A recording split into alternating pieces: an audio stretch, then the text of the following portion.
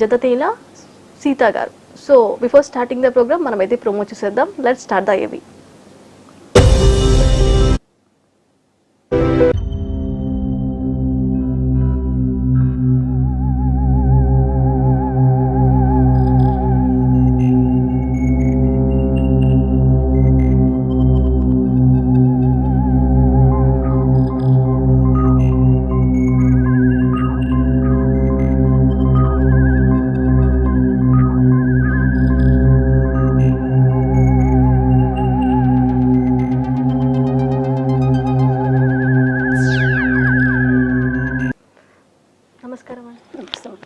So ఇప్పుడున్న current సిచ్యువేషన్లో చాలామంది పెళ్ళిళ్ళు చేసుకొని డివర్స్లు తీసుకుంటున్నారు.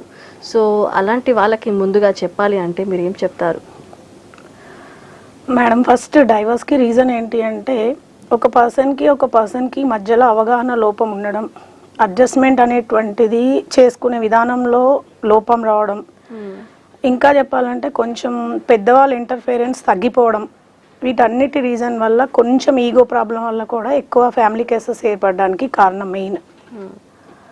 సో ఇంకా చెప్పాలి అంటే ఇప్పుడు చిన్న చిన్న వాటికి వాళ్ళు హైకోర్టులో వెళ్ళి కేసెస్ వేస్తుంటున్నారు.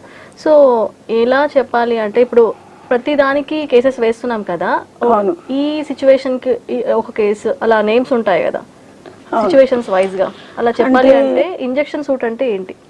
ఇంజెక్షన్ సూట్ అంటే ఇప్పుడు ఒక ప్రాపర్టీ మనది ఉంది, మన ప్రాపర్టీలో పక్కన వాళ్ళు ఎవరైనా ఇంటర్ఫిరెన్స్ అవుతున్నారు, లేదంటే ఆ ప్రాపర్టీకి సంబంధించినటువంటి ఏదైనా ఇష్యూ ఉంది, పక్కన వాళ్ళు వచ్చి ట్రెస్పాస్ చేస్తున్నారు, ఇలాంటి సందర్భంలో వాళ్ళతో మనకి ఇబ్బంది అవుతుంది, లేదంటే మన కొనుక్కున్న వాళ్ళ నుంచో పక్కన వాళ్ళ నుంచో వారసుల వల్ల ఇబ్బంది అవుతున్నప్పుడు ఆ ప్రాపర్టీకి సంబంధించినటువంటి డాక్యుమెంటేషన్ వైజ్ మనం అన్ని విధాలా కరెక్ట్గా ఉన్నప్పుడు you can approach for civil కోర్టుకి వెళ్ళొచ్చు. మీరు అక్కడ ఇంజంక్షన్ సూట్కి అప్లై చేసుకోవచ్చు. దాని మీద ఇంజంక్షన్ అనేటువంటిది తీసుకోవచ్చు. దానికి మనం ఫస్ట్ కోర్టుకు సరైన కారణాలు అనేవి చూపించుకోవాలి. అంటే దేనివల్ల మీకు ఇబ్బంది పెడుతున్నారు ఏంటి అనేటువంటి మనం కోర్టుకు సరిగ్గా ఎస్టాబ్లిష్మెంట్ చేసి మనం దాని మీద ఇంజంక్షన్ ఆర్డర్ని తీసుకోవచ్చు. సో ఆ ప్రాసెస్ అనేది ఎలా ఉంటుంది మేడం? ఆ ప్రాసెస్ ఎలా ఉంటుందంటే ఫస్ట్ మనము ఏదైతే మనకి ఇబ్బంది ఉంటుందో దాని మీద ముందు పక్కన వాళ్ళు వచ్చి మన ఈ విధంగా ఇబ్బంది పెడుతున్నారు అని చెప్పేసి మనం ఫస్ట్ వెళ్ళి పోలీస్ స్టేషన్లో కంప్లైంట్ చేయాలి. కాకపోతే ఇది సివిల్ డిస్ప్యూట్ కాబట్టి పోలీస్ డిపార్ట్మెంట్ వాళ్ళు ఏం చేస్తారంటే మీరు బెటర్ కోర్టుకి వెళ్ళి ఇంజక్షన్కి వెళ్ళమని వాళ్ళు కూడా సలహా ఇస్తారు. మీరు ఎవరైనా ఒక అడ్వకేట్ని అపాయింట్ చేసుకొని దాని మీద మీరు మీ డాక్యుమెంటేషన్ వైజ్ అవన్నీ చూసుకొని ఫస్ట్ మీరు కోర్టులో వెళ్ళి ఒక పిటిషన్ మూవ్ చేయాలి. ఇంజంక్షన్ సూట్కి మూవ్ చేసుకొని మీరు సేమ్ డే దాని మీద మీరు కోర్టులో మీ వాదనలు వినిపించుకొని మీది అంతా కరెక్ట్గా ఉంటే కనుక కోర్టు కేసు తీసుకుంటారు. తీసుకున్న తర్వాత మీరు ఆర్గ్యుమెంట్ చెప్పుకుంటే దాన్ని బట్టి కోర్టు డిసైడ్ చేస్తుంది. దాని మీద మీకు నిజంగా ఇబ్బందికరంగా ఉంది వాళ్ళ వల్ల అని కోర్టు దాన్ని భావిస్తే అప్పుడు మీకు ఇంజక్షన్ ఆర్డర్ అనేది ఈజీగా ఇస్తారనమాట. ఓకే. ఇప్పుడున్న కరెంట్ సిచ్యువేషన్స్లో చాలామంది వాళ్ళ తల్లిదండ్రుల పైన ఆస్తి పైన ఎక్కువగా ఇంట్రెస్ట్ చూపిస్తున్నారు. సో పెళ్ళి అయిన తర్వాత ఒక అమ్మాయికి తండ్రి ఆస్తుల పైన హక్కు ఉంటుందా? వాళ్ళ వాటాలో నుంచి మనం తీసుకోవచ్చామని అంటే ఇప్పుడు ఈ ఆస్తి పంపకాల విషయంలో ఏంటంటే దాంట్లో చాలా వేరియన్స్ అనేవి ఉంటాయి. ఒకవేళ కనుక తల్లిదండ్రుల ఆస్తి తండ్రి ఆస్తి కనుక అయితే మాత్రం వాళ్ళు స్వార్జితం అయితే వాళ్ళు బతుకున్నన్ని రోజులు ఏ డాటర్ కానీ ఏ సన్ కానీ అడగడానికి వాళ్ళకి రైట్ లేదు. ఫస్ట్ థింగ్, ఒకవేళ వాళ్ళు చనిపోతే కనుక ఫాదర్ చనిపోతే కనుక డాటర్స్కి కూడా రైట్ ఉంటుంది. ఇంతకుముందు ఎన్టీఆర్ గారు ఏదైతే మనకు తీసుకొచ్చారో అప్పుడు ఓన్లీ ఆంధ్రప్రదేశ్ స్టేట్లో ఉండేటువంటి లేడీస్ ఎవరైతే ఉంటారో వాళ్ళకి మాత్రమే ఆస్తిలో హక్కు అనేది కల్పించడం జరిగింది. కానీ తర్వాత 2006లో అది అమెండ్మెంట్ అయ్యి ప్రతి అమ్మాయికి కూడా తల్లిదండ్రుల ఆస్తి కానీ యాన్సిస్టరీ ప్రాపర్టీలో కానీ సరైన హక్కులు ఉంటాయని ఇవ్వడం జరిగింది. దాని మీద కూడా ఆడపిల్లలకు కూడా సమానమైనటువంటి హక్కులు ఉంటాయి. తల్లిదండ్రులు సంపాదించిన ఏ ఆస్తిలో అయినా అది కూడా తల్లిదండ్రులు తదనంతరమే, అప్పుడు దానికంటే ముందర ఎవరికి కూడా దాని మీద హక్కు అనేటువంటిది ఉండదు వాళ్ళ స్వార్జితం. ఓకే. ఇప్పుడున్న కరెంట్ సిచ్యువేషన్లో ఇప్పుడు చాలామంది 2 పెళ్ళిళ్ళు చేసుకుంటున్నారు. సో ఫస్ట్ వైఫ్కి ఆస్తి ఇస్తున్నారు అండ్ మళ్ళీ సెకండ్ వైఫ్కి కూడా ఆస్తి ఇవ్వాలంటే వాళ్ళ పిల్లలకి వీళ్ళు ఆస్తి పంచడంలో అర్హత ఉంటుందా వాళ్ళకి? అంటే మొదటి పెళ్లి చేసుకున్న తర్వాత మొదటి పెళ్లి అనేటువంటిది కోర్టు ద్వారా విడాకులు తీసుకొని ఫస్ట్ అది డిజాల్వ్ అయిపోవాలి. ఆ మ్యారేజ్ అనేటువంటిది డైవర్స్ రూపంలో డిజాల్వ్ అయిపోవాలి. తర్వాత రెండో పెళ్లి చేసుకుంటేనే ఆ పెళ్లి అనేటువంటి చట్టపరంగా చెల్లుతుంది. ఆ చట్టపరంగా చెల్లిన తర్వాత భార్యకు కానీ ఆ రెండో భార్యకు పుట్టినటువంటి పిల్లలకు కానీ ఆస్తులలో హక్కు ఉంటుంది. ఒకవేళ పెళ్లి చేసుకోకపోయినా కూడా డిస్ప్యూట్ ఉండగా ఎవరైనా పిల్లలు పుట్టినా కూడా వాళ్ళకి లెజిటిమేటెడ్ చిల్డ్రన్గా కోర్టుని మనం దాన్ని ప్రూవ్ చేసుకొని దాన్ని బట్టి కూడా మనం ప్రాపర్టీలో షేర్ అనేటువంటిది అడగచ్చు. మొదటి భార్య పిల్లలకి వాళ్ళు మైనర్లు అయితే డైవర్స్ అయిపోతే కనుక వాళ్ళు మేజర్లు అయ్యాక కూడా వాళ్ళ తల్లిదండ్రుల ఆస్తుల నుంచి వాళ్ళ హక్కులు అడగచ్చు. ఓకే, ఇప్పుడు చాలామంది పోలీసులు చిన్న చిన్న వాటికి తప్పుడు కేసులు కూడా పెడుతున్నారు క్రిమినల్స్ పైన.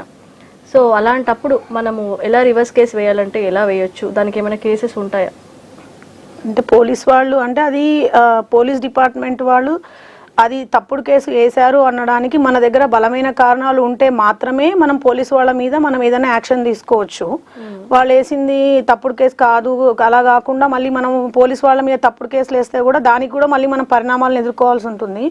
ఒకవేళ నిజంగా వాస్తవంగా వాళ్ళు వేసింది తప్పుడు కేసులే, దానివల్ల మనకి ఇబ్బంది అయింది అనుకుంటే కనుక మీరు హైకోర్టులో ఒక రిట్ పిటిషన్ వేసుకొని మీరు ఏ విధంగా పోలీస్ డిపార్ట్మెంట్ నుంచి బాధితులు అయ్యారో అన్న దాని మీద మీరు ఒక రిట్ ఫైల్ చేసుకొని దాని మీద మీరు పోలీస్ డిపార్ట్మెంట్ కూడా హైకోర్టు ద్వారా మీరు దాని మీద డైరెక్షన్స్ తీసుకోవచ్చు. వాళ్ళు ఇంటర్ఫేర్ అవ్వకుండా మిమ్మల్ని ఇబ్బంది పెట్టకుండా కూడా యూ కెన్ టేక్ ఏమంటారు రిట్ ద్వారా వేసుకోవచ్చు, మీరు అడగచ్చు. ఇప్పుడు చాలా మందికి కొన్ని తెలియదు, కొన్ని సిచ్యువేషన్స్లో వాళ్ళకి కొన్ని గొడవలు జరగవచ్చు, ఇలాంటివి జరుగుతూ ఉంటాయి. అలాంటి టైంలో హైకోర్టులో కేసు వేయాలంటే వాళ్ళు ఏం చేయాలి? అంటే చిన్న చిన్న వాటికి వేయడానికి వెళ్తూ ఉంటారు. సో మినిమం బేసిక్గా వాళ్ళకి అసలు ఏం తెలిసి ఉండాలి? హైకోర్టులో కేసు వేయాలంటే ఎలాంటి రిక్వైర్మెంట్స్ ఉండాలి? ఫస్ట్ ఆఫ్ ఆల్ హైకోర్టులో అంటే మీరు ఓన్లీ రిట్ పిటిషన్స్ కానీ లేకపోతే అలాంటి సిచ్యువేషన్లో మాత్రమే మీరు డైరెక్ట్ హైకోర్టు వెళ్ళగలుగుతారు. మనకి ఏదైనా గొడవ అవుతుంది, ఏదైనా ఇబ్బంది అవుతుంది, చిన్న చిన్న ఇష్యూస్ ఉన్నాయి అంటే ఫస్ట్ మనం పోలీస్ స్టేషన్కి వెళ్ళాలి. కొన్ని ఇష్యూస్లో మీరు డైరెక్ట్గా మీరు లోయర్ కోర్టుకే వెళ్ళేది ఉంటుంది. జిల్లా కోర్ట్స్ ఉంటాయి కదా మనకు సంబంధించిన ఏరియాలో, ఆ కోర్టుకి అప్రోచ్ అయ్యి అక్కడ నుంచి వెళ్ళి మనం కేసు ఫైల్ చేసుకోవచ్చు అక్కడ. ఇప్పుడు స్త్రీధనం కేసులో కింద వచ్చిన ఆస్తిలో భర్తకి హక్కు ఉంటుందా? లేదు, స్త్రీధనం కింద వచ్చినటువంటి దాంట్లో అంటే స్త్రీధనం అంటే at the time of marriage పెళ్లి సమయంలో అమ్మాయికి తల్లిదండ్రుల తరఫు నుంచి వచ్చిన ఏ ఆస్తిపాస్తులు కానీ అది డబ్బు రూపంలో ఉండనివ్వండి, నగల రూపంలో ఉండనివ్వండి, ఏ రూపంలో ఉన్నా సరే దాని మీద ఎవ్వరికి అధికారం ఉండదు. భర్తకి కూడా దాని మీద రైట్ ఉండదు. అది తిరిగి మళ్ళీ ఆ అమ్మాయి తదనంతరం ఒకవేళ ఆమెకు వారసులు ఉంటే కనుక ఆమె తన వారసులకు ఇచ్చుకోవాలని ఇంట్రెస్ట్ ఉంటే వారసులకు ఇవ్వచ్చు. లేదు తన భర్తకే అది అనుభవించాలని ఆమె కోరుకుంటే అంటే డెసిషన్ డిపెండ్స్ అపాన్ తన మీదే ఉంటుంది అనమాట, భార్య మీదే. తను ఒకవేళ తన తదనంతరం పిల్లలకి ఇవ్వాలంటే ఇచ్చుకోవచ్చు, భర్తకి ఇవ్వాలంటే ఇచ్చుకోవచ్చు. లేదంటే ఆమె ఎవరికి కాదు, ఈ ఏదైతే స్త్రీధనం తనకు ఎక్కడి నుంచి వచ్చిందో తిరిగి నాకు తల్లిదండ్రులు ఇచ్చారు, తిరిగి నా తల్లిదండ్రులకే చెందాలనుకుంటే అది వాళ్ళకే వెళ్తుంది. దాని మీద ఎవరు కూడా క్లెయిమ్ చేయడానికి ఉండదు. ఓకే, వీలునామా అంటే ఏంటి? ఇది ఖచ్చితంగా రిజిస్టర్ చేసుకోవాలా? వీలునామా అనేటువంటిది తల్లిదండ్రులు వాళ్ళకు ఉండేటువంటి ఆస్తులు, అంటే అది కూడా వాళ్ళ స్వార్జితమైనటువంటి ఆస్తులు కానీ లేదంటే వాళ్ళ తాతల తరంలో నుంచి వాళ్ళ పేరు మీద అయినటువంటి లీగల్గా వాళ్ళకు ఉండేటువంటి హక్కులు ఏవైతే ఉంటాయో అవన్నీ ఒక వీలునామా ద్వారా అనేటువంటిది రాసుకోవచ్చు. ఆ వీలునామా అనేటువంటిది రిజిస్ట్రేషన్ కంపల్సరీ చేయించుకోవాలని ఏమీ రూల్ లేదు. అది ఓవరాల్గా మీరు ఒక 10 మంది ముందర నేను ఈ ప్రాపర్టీని నాకు ఈ కూతురుకి ఇవ్వాలనుకుంటున్నాను, ఈ కొడుకు ఇవ్వాలనుకుంటున్నాను, లేదంటే నేను వీళ్ళకి ఇవ్వాలనుకుంటున్నాను, లేకపోతే నన్ను ఈ పన్నతను చాలా బాగా చూశాడు నేను అతనికి ఇవ్వాలనుకుంటున్నాను అంటే కూడా మన స్వార్థితం మనం ఎవరికైనా ఇవ్వచ్చు. అది ఓవరాల్గా చెప్పచ్చు, కాకపోతే దానికి విట్నెస్ అనేది ఉండాలి. అది కంపల్సరీగా పలానా రోజు పలానా టైంలో వీళ్ళు చెప్పారు అనేటువంటి సాక్ష్యాధారాలు ఓవరాల్గా అయినా కూడా కోర్టు దాన్ని పరిగణలోకి తీసుకుంటుంది. అలా కాకుండా మీరు ఒక తెల్ల పేపర్ మీద ఎవరన్నా పక్కన వాళ్ళకి ఇట్లా అడ్వకేట్ కాకుండా ఎవరిదో ఉన్నా రాయించి సంతకం చేసి నా దగ్గర పలాని ఆస్తి ఉంది, ఇది వీళ్ళకి ఇవ్వాలి, ఇది వీళ్ళకి ఇవ్వాలని ఒకటి రాసి సంతకం పెడితే కూడా అది చెల్లుతుంది. ఆ వీలునామా కూడా ఎప్పటి వరకు అంటే అది మనం చనిపోయిన తర్వాతే ఆ వీలునామా అనేది పనిచేస్తుంది. బతికున్నంత రోజులు ఎవరైతే వీలునామా రాస్తారో అది పనిచేయదు. వాళ్ళు చనిపోయిన తర్వాతనే ఆ వీలునామా అనేటువంటిది పనిచేస్తుంది.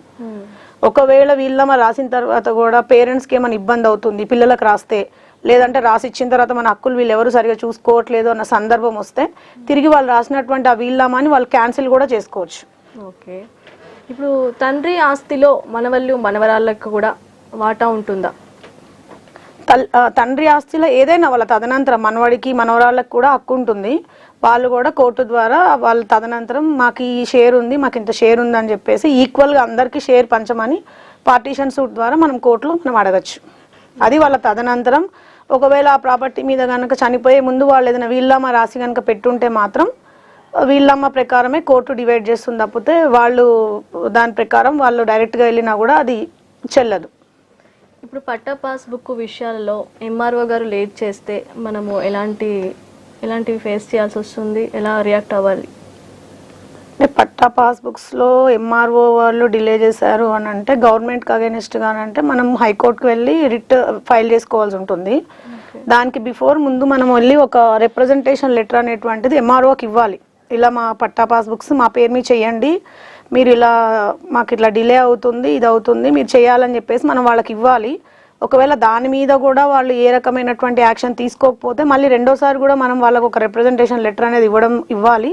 ఇచ్చిన తర్వాత తీసుకోకపోతే అప్పుడు దాని మీద మనం ఏదైతే రిప్రజెంటేషన్ లెటర్ ఇచ్చామో దాని మీద మనము హైకోర్టులో వెళ్ళి మనము ఒక రిట్ పిటిషన్ అనేటువంటిది ఫైల్ చేసుకోవచ్చు. మన పాస్బుక్స్ని ఇలా మాకు ఇవ్వమని మేము రిక్వెస్ట్ చేసాము, ఇలా లెటర్ కూడా పెట్టాము, కానీ మాకు ఇంతవరకు ఎలాంటి న్యాయం జరగలేదు అని చెప్పి హైకోర్టుని అడిగి మనం హైకోర్టు ద్వారా ఎంఆర్ఓకి డైరెక్షన్ అనేటువంటిది తీసుకోవచ్చు.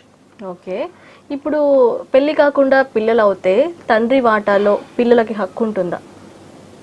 పెళ్లి కాకుండా పిల్లలు పుడితే ఈవెన్ వాళ్ళు మెయింటెనెన్స్ కూడా అడగచ్చు. ఒకవేళ వాళ్ళు మైనర్ అయితే కనుక అన్మ్యారీడ్ అయినా సరే కూడా పిల్లల కోసం అనేటువంటిది వాళ్ళు అడగచ్చు కంపల్సరీగా. తండ్రి ఆస్తిలో అంటే స్వార్జితంలో అయితే మనం అడగడానికి ఉండదు. తాతల ఆస్తిలో కూడా వాళ్ళకి అడిగేటువంటి అధికారం అనేటువంటిది ఉంటుంది. అది ఏమి వాళ్ళ జన్మతహా ఏమి డిస్ప్యూట్ లేకపోతే. ఓకే, ఇంకా చెప్పాలి అంటే ఇప్పుడు మీ దగ్గరకు వచ్చే క్లయింట్స్ కేసెస్ ఎక్కువగా ఎలాంటి వాళ్ళు వస్తుంటారు మీ దగ్గరికి? మా దగ్గరికి ముఖ్యంగా ఈ మధ్య అయితే ఎక్కువ ఈ ఫ్యామిలీ ఇష్యూస్ ద్వారానే ఎక్కువ మంది కేసెస్లో ఇన్వాల్వ్మెంట్ ఎక్కువ అయిపోతుంది. ఫ్యామిలీ డిస్ప్యూట్ గురించి ఎక్కువ మంది కోర్ట్స్కి అప్రోచ్ అవుతున్నారు. మెయిన్ ఈ 498s, తర్వాత ఈ డొమెస్టిక్ వైలెన్స్ కేసులు, డైవర్స్ కేసెస్, మెయింటెనెన్స్ కేసెస్, ఇవే ఎక్కువగా మా దగ్గరికి ఎక్కువ ఈ కేసెస్ వస్తాయి. తర్వాత ఈ సివిల్ డిస్ప్యూట్స్ ఉన్న కేసెస్ కూడా ఎక్కువ వస్తాయి. ఒక ప్రాపర్టీ మీద డబుల్ రిజిస్ట్రేషన్ అవ్వడం, ఇంజెక్షన్స్ కోసం, వీటి కోసం ఎక్కువగా మా దగ్గరికి వస్తుంటారు. సో ముందుగా మీ దగ్గరికి వచ్చే వాళ్ళకి మీరు ఏమైనా కౌన్సిలింగ్ ఇస్తుంటారా? మేము ఫస్ట్ వచ్చినప్పుడు వాళ్ళని అడుగుతాము, ఇది సమస్యని తొందరగా పరిష్కారం అవ్వడానికి ఇంకేదన్నా దీంట్లో ఉంది అనేసి అంటే, ఇఫ్ వాళ్ళు బిల్లింగ్ ఉంటే కనుక వాళ్ళు లేదు మేడం ఒకసారి మీరు పిలిపించండి, భార్యాభర్తల ఇష్యూ అయితే కనుక మీరు కౌన్సిలింగ్ ఇవ్వండి అంటే మేము వాళ్ళని పిలుస్తాము. తర్వాత వాళ్ళతోటి మాట్లాడతాము. అదర్ సైడ్ని కూడా కొంతమంది వచ్చి కౌన్సిలింగ్కి వాళ్ళు ఇంట్రెస్టెడ్ ఉంటారు, కొంతమంది ఉండరు. అలాంటి సందర్భంలో ఇంకా మేము కోర్టు ద్వారానే మూవ్ ఆన్ అవుతాము. ఓకే, ఇప్పుడు ల్యాండ్ కబ్జా విషయంలో చాలా మందికి డౌట్స్ ఉంటాయి, ఎలాంటి కేసెస్ వేయాలి మనము అని చెప్పేసి. అలాంటి టైంలో ఎలాంటి కేసెస్ వేయొచ్చు? ఇప్పుడు మన ల్యాండ్ పక్కన వాళ్ళు కబ్జా చేస్తున్నారు అని అంటే మాత్రం first of all it's a criminal issue, అంటే క్రైమ్ కింద. దాని మీద మనము కంపల్సరీగా ఫస్ట్ వెళ్ళి పోలీస్ స్టేషన్కి వెళ్ళి మన దగ్గర ఉన్నటువంటి డాక్యుమెంటేషన్ చూపించి ఇది మా ల్యాండ్, ఇది ఇలా కబ్జా గురవుతుంది అనేసి మనం వెళ్ళి చూపివ్వాలి, ఒక కంప్లైంట్ ఇవ్వాలి. ఇచ్చిన తర్వాత పోలీస్ డిపార్ట్మెంట్ వాళ్ళు దాని మీద ఎంక్వైరీ చేస్తారు. ఎంక్వైరీ చేసిన తర్వాత వాళ్ళు దాని మీద యాక్షన్ ఏ విధంగా అయితే క్రిమినల్లో ఏ చట్ట ప్రకారం, ఏ సెక్షన్స్ ప్రకారం వస్తుందో దాని ప్రకారం వాళ్ళు యాక్షన్ తీసుకుంటారు. ఒకవేళ అలా జరగకపోతే కనుక మనం ఇమీడియట్గా ఏం చేయాలంటే ఇంజంక్షన్కి వెళ్ళాలి. ఓకే, ఇంజంక్షన్ సూట్ ఫైల్ చేసుకోవాలి. ఇట్లా మా ల్యాండ్ని పక్కన వాళ్ళు కబ్జా చేస్తున్నారు, వాళ్ళు మా ల్యాండ్లోకి రాకుండా ఉండడం కోసం అని చెప్పేసి మనం ఇంజంక్షన్ అనేటువంటిది ఫైల్ చేసుకోవాలి. ఓకే, ఇప్పుడు వారసులు ఎన్ని రకాలు, దాంట్లో టైప్స్ ఉంటాయి కదా, సో దానికి సంబంధించిన కాల్ వస్తుంది మేడం, కాల్ తీసుకుంటాం. హలో నమస్కారం అండి, మీ పేరు? మా పేరు పవన్ కుమార్ అండి. ఓకే పవన్ గారు, ఎక్కడి నుంచి మాట్లాడుతున్నారు? హలో, గుడ్ ఆఫ్టర్నూన్ మేడం, నేను పవన్ కుమార్ ని మాట్లాడుతున్నాను. నేను మమ్మీపేట నుంచి మాట్లాడుతున్నాను. Hello madam. ఓకే అండి, మనతో పాటు సీత గారు ఉన్నారు, మీ డౌట్స్ ఉంటే ఒకసారి అడగండి. మేడం ఇది ఇప్పుడు మాది ఫ్యామిలీ ప్రాపర్టీ మేడం. అది సో మా డాక్యుమెంట్స్ వచ్చేసి మా పెద్దమ్మ వాళ్ళ దగ్గర ఉన్నాయన్నమాట, వాళ్ళు ఇవ్వట్లేదు. ప్లస్ మా తాతయ్య లేరు, ఇప్పుడు 15 years అయిపోయింది. అది ఇప్పుడు రిజిస్ట్రేషన్ చేసుకుందామంటే వాళ్ళు చేయనియట్లేదు. ప్లస్ ఫస్ట్ వాళ్ళు వచ్చేసి వాళ్ళ పార్ట్ వాళ్ళు రిజిస్టర్ చేసేసుకున్నారు అనమాట గిఫ్ట్ డీడ్ కింద. సో అది మెయిన్ డాక్యుమెంట్ లేకుండా వాళ్ళు గిఫ్ట్ డీడ్ ఎలా చేసుకున్నారో తెలియదు. సో ఇప్పుడు మేము మరి ఇప్పుడు వాళ్ళు మేము అడిగామన్నమాట, ఇట్లా ముగ్గురం కలిసి చేసుకున్నాము, ఇట్లా రిజిస్టర్ చేసుకున్నామంటే వాళ్ళు అసలు వాళ్ళు ఒప్పుకోవట్లేదు, తర్వాత చూద్దాం అంటున్నారు. ఇంకా మా నాన్నమ్మ ఉంది, సో అది మా తాతగారి ప్రాపర్టీ, ఇంకొకరి పేరు మీద రాయలేదు. డాక్యుమెంట్ వచ్చేసి మా పెద్దమ్మ వాళ్ళ దగ్గర ఉంది. సో మేము ఇప్పుడు ప్రొసెస్ ఉన్నాం ల్యాండ్ లో. సో ఇప్పుడు ఎట్లా ప్రొసెస్ కమ్మంటారు మేడం దీనికి? అంటే మీ ల్యాండ్ ఏదైతే ఉందో అది మీ తాతగారి పేరు మీద ఉందని చెప్తున్నారు కాబట్టి మీరు ఆ ల్యాండ్ని ఎవరైనా రిజిస్ట్రేషన్ చేసుకోవాలి అనేసి అనుకుంటే మీ నాయనమ్మ గారు ఇంకా బతికే ఉన్నారు కాబట్టి ఫస్ట్ ఆవిడ చనిపోయిన మీ తాతగారి యొక్క డెత్ సర్టిఫికేట్ అవి పెట్టుకొని ఫస్ట్ మీరు కోర్టు నుంచి ఒకటి లీగల్ ఎయిడ్ సర్టిఫికేట్ అనేది ఒకటి ఉంటుంది, అది తీసుకోవాలి. అది తీసుకున్న తర్వాత ఆమె అది ఆ ప్రాపర్టీ ఓన్లీ మీ తాతగారు సంపాదించింది అయితే మాత్రం మీ నాయనమ్మ పేరు మీద ఆమె చేసుకోవచ్చు, భర్త ఆస్తి కాబట్టి. దానికి కూడా మీ అందరూ ఎవరైతే మీ పెద్దమ్మ మీ వాళ్ళు ఉంటారో వాళ్ళందరూ నో అబ్జెక్షన్ ఇవ్వాలి. లేదు మీ తాతగారు ఆస్తి మీ పెద్దమ్మ వాళ్ళు ఒప్పుకోవట్లేదు, సైన్ చేయట్లేదు, పెద్దవాళ్ళకు కూడా ఇబ్బంది ఉంది, మీరే పొజిషన్లో ఉన్నారు అంటే కనుక మీరు డాక్యుమెంటేషన్ ఒరిజినల్ వాళ్ళ దగ్గరే ఉంటే మీరు అవన్నీ కోర్టుకు చెప్పుకుంటూ మీరు ఒక పార్టీషన్ సూట్ ఫైల్ చేసుకోవచ్చు కోర్టులో. మీరు సివిల్ కోర్టుకు వెళ్ళి ఒక పార్టీషన్ సూట్ వేసుకోవచ్చు. అదే మేడం, ఇప్పుడు పార్టీషన్ సూట్ వేస్తే ప్రాసెస్ అంటే ఇప్పుడు పార్టీషన్ సూట్ వేస్తే అంటే మా సిస్టర్ జాబ్ చేస్తారన్నమాట, ఈ సివిల్ కేసు ఏమన్నా జాబ్ కి ఏమన్నా ఎంప్లాయ్మెంట్ కి ఏమన్నా ఇబ్బంది అవుతుందా అట్లా? లేదు, సివిల్ డిస్ప్యూట్స్ కి ఎప్పుడు కూడా ఎంప్లాయ్మెంట్ కి మీకు ఏమి ఇబ్బంది ఉండదు. ఒకవేళ కనుక మీ పెద్దమ్మలు మీ అందరి తరఫు నుంచి మీరు ఎవరో ఒకళ్ళకు జీపీఏ ఇచ్చుకొని కూడా అందరి తరఫున ఒకళ్ళే కోర్టుకు మీరు అటెండ్ అవ్వచ్చు.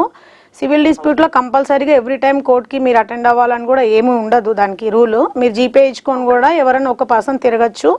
ఈవెన్ మీ ఒరిజినల్ డాక్యుమెంట్స్ మీ దగ్గర అవైలబుల్ లేకపోతే కూడా మీరు ఏదైతే మీ ఇంటి అడ్రస్ని బట్టి మీరు ఒకటి ఏమంటారు రిజిస్ట్రేషన్ ఆఫీస్ నుంచి మీరు ఒక సర్టిఫైడ్ కాపీ కూడా తీసుకోవచ్చు. మేము కలెక్ట్ చేసుకున్నాము. అది మన రీసెంట్ ఏదైతే ఈసీ ఉందో ఆ ఈసీ ప్లస్ మన ఈ డాక్యుమెంట్ తీసుకున్నాం అనమాట. కాకపోతే ఓల్డ్ డాక్యుమెంట్ లేదు. అయితే మేము పార్టీషన్ కి ఇంకే డిస్కస్ చేసామన్నమాట. సో నేను సర్చ్ చేసినాను ఇట్లా పార్టీషన్ ఫైల్ చేసి ఇట్లా అవుతుందని. కాకపోతే ఇప్పుడు మనం ఇప్పుడు లీగల్ నోటీస్ పంపించాక వాళ్ళు ఒకవేళ అబ్జెక్షన్ ఇట్లా ల్యాగ్ అంటే ఇంకా వాళ్ళ సైడ్ ఏమంటున్నారంటే వాళ్ళు చేసేసుకున్నారు, ఇప్పుడు మా పార్టీ మేము చేసుకోవచ్చా, లేకపోతే వాళ్ళలాగా మేము మా భాగం ఇట్లా మా గిఫ్టెడ్ కింద మేము చేసేసుకోవచ్చా, లేకపోతే అట్లా కాదు మొత్తం అందరు కలిసి పార్టీషన్ డీట్ లో చేసుకోవడం బెస్ట్ అనేది నా డౌట్. అంటే వాళ్ళు చేసుకున్నారని చెప్తున్నారు, యాక్చువల్ గా వాళ్ళు ఎలా చేసుకున్నారు అన్న దానికి ఫస్ట్ మీరు దాని గురించి కనుక్కోవాలి. ఒకవేళ మీ గిఫ్టెడ్ లో అది ఎట్లా చేశారంటే మేడం, అది మా తాత దగ్గర నుంచి మా పెద్దనాన్నకు వచ్చింది, మా పెద్దనాన్న నుంచి మా వాళ్ళ కొడుకుకి వచ్చిందని చెప్పి రాసేసుకున్నారు. కానీ ఆ డాక్యుమెంట్ కానీ ఏం దిగలేదు వాళ్ళకి. ఓహో, అయితే మీరు ఆ గిఫ్ట్ డీడ్ అనేటువంటిది ఎలా రాశారు ఏంటి అన్నది మీరు ఒకసారి ఆ డాక్యుమెంట్ తీసుకొని ఒకవేళ నిజంగానే మీ పెద్దనాన్నకి మీ తాతగారు గిఫ్ట్ ఇచ్చారా లేదా అన్నది ఒకసారి మీరు దాన్ని పరిశీలించండి. ఆ సంతకాలు అవన్నీ ఆయనవేనా కాదా, ఆయన ఉన్నప్పుడు రాసి ఇచ్చారన్నది కనుక్కొని. అసలు ఆ డాక్యుమెంట్ లేదు మేడం, ఓన్లీ గిఫ్ట్ డీడ్ అని చెప్పి ఇచ్చేసుకున్నారు తప్ప ఆ మెయిన్ డాక్యుమెంట్ టైటిల్ కానీ ఆ పాత డాక్యుమెంట్ పేపర్లు కానీ ఏమి ఇవ్వలేదు. జస్ట్ వాళ్ళ సేఫ్ సైడ్ మా తాతగారు చనిపోయారు, ఎవరికి వీళ్ళనమ్మ కూడా రాయలేదు, ఎవ్వరికి ఏం రాయలేదు, మా నాన్నమ్మ కూడా ఉన్నారనమాట. ఓకే, అలాంటప్పుడు వాళ్ళు చేసేసుకున్నారు వాళ్ళు. ఓకే, అలాంటప్పుడు మా తాత డెత్ సర్టిఫికేట్ చేసేసుకున్నారు. ఓకే, మీరు అలాంటప్పుడు ఏం చేయాలంటే ఆ డాక్యుమెంటేషన్ ఏదైతే చేశారో ఇట్లా ఎవరికి ఏం చేయలేదు, మా సంతకాలు లేవు, ఇది మా తాతగారు రాసిచ్చింది కాదు, ఆయన మేము వీళ్ళ చేయలేదని చెప్పేసి ఆ గిఫ్ట్ డీడ్ని మీరు క్యాన్సిలేషన్కి అడగచ్చు కోర్టులో. ఆ గిఫ్ట్ డీడ్ని క్యాన్సిల్ చేసుకుంటూ ఈ ప్రాపర్టీలో మా అందరికీ షేర్ వస్తుంది, ఈ డాక్యుమెంటేషన్ అనేది కరెక్ట్ కాదు అని చెప్పేసి మీరు కోర్టులో దాన్ని క్యాన్సిలేషన్కి అడుగుతూ మీరు పార్టీషన్ అడగచ్చు.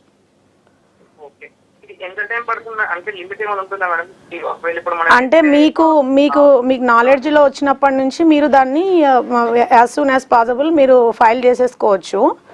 అంటే మీకు తెలిసి ఒక సంవత్సరం 2 years లోపల మీరు ఫైల్ చేసేసుకోవచ్చు. తర్వాత అయినా మీరు ఫైల్ చేసుకోవచ్చు, నో ఇష్యూ.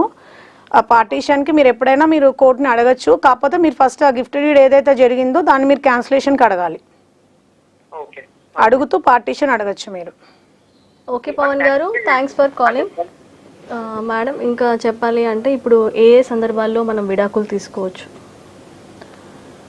విడాకులు అనేటువంటిది మేడం సందర్భం అని అంటే దీంట్లో ఏమంటారు హిందూ ఫ్యామిలీ యాక్ట్ ప్రకారం ఎలా ఉంటుందంటే క్రుయాలిటీ గ్రౌండ్ మీద మీరు తీసుకోవచ్చు. నెక్స్ట్ ఈ క్రుయాలిటీ గ్రౌండ్లో తీసుకోవచ్చు. తర్వాత భార్యాభర్తలు ఇద్దరు అనేటువంటి వాళ్ళు 2 సంవత్సరాల వరకు కలిసి ఉండకుండా ఇంకా వాళ్ళు కలిసి ఉండలేను అన్న గ్రౌండ్ మీద కూడా డైవర్స్ తీసుకోవచ్చు. 7 years వరకు వాళ్ళు ఒకళ్ళనొకళ్ళు కలుసుకోలేదు, ఇంకా వాళ్ళు ఒకళ్ళ మొహాలు ఒకళ్ళు చూసుకోలేరు అనేసి అంటే యాక్చువల్గా దాన్ని ఆటోమేటిక్గా డైవర్స్ కిందే కన్సిడర్ అవుతుంది. కాకపోతే దాని మీద కూడా మనం ఫ్యామిలీ కోర్టులో వేసుకొని ఒక డైవర్స్ పిటిషన్ అనేటువంటి ఫైల్ చేసుకొని ఇన్ని ఇయర్స్ నుంచి లేము అని చెప్పేసి మనం ఆ గ్రౌండ్ మీద కూడా విడాకులు అనేటువంటిది తీసుకోవచ్చు. ఓకే, ఇప్పుడు డైవర్స్ తీసుకునే ముందు వాళ్ళకి పిల్లలు ఉంటే మరి వాళ్ళ పరిస్థితి ఏంటి? అలాంటి టైంలో వాళ్ళు విడాకులు తీసుకోవచ్చా?